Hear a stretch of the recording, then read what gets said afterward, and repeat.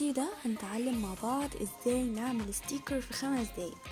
غير كده كمان احنا اللي هنصنعه بايدينا او احنا اللي هنرسمه وهنختار الاشكال اللي احنا بنحبها.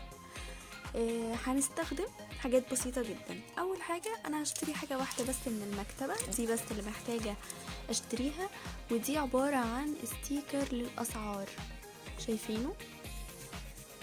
هو بيجي في كيسة، انا اشتريته كان عامل كده بالظبط جوه الكيسة، يعني كان عامل كده.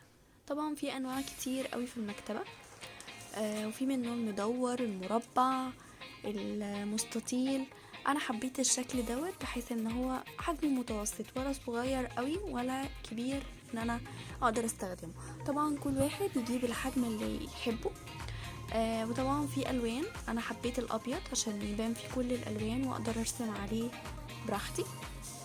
بصوا كده، ده نموذج من حاجات كنت عاملاها، كنت بجرب. هو بيلزق في اللزق، تمام. طيب فالنهارده هنتعلم ازاي مع بعض ان احنا نعمل الستيكر. محتاجين نجيب ده من المكتبه. بصوا ده عباره عن 7 شيتات، فانا اقدر ارسم حاجات كتير جدا جدا واحتفظ بيها واستخدمها في اي وقت. ده عامل 5 جنيه من المكتبه.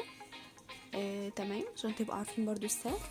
هستخدم الالوان بتاعتي الخشب، اوكي، او الفلوماستر، او الالوان اللي هي الجاف بتاعتي.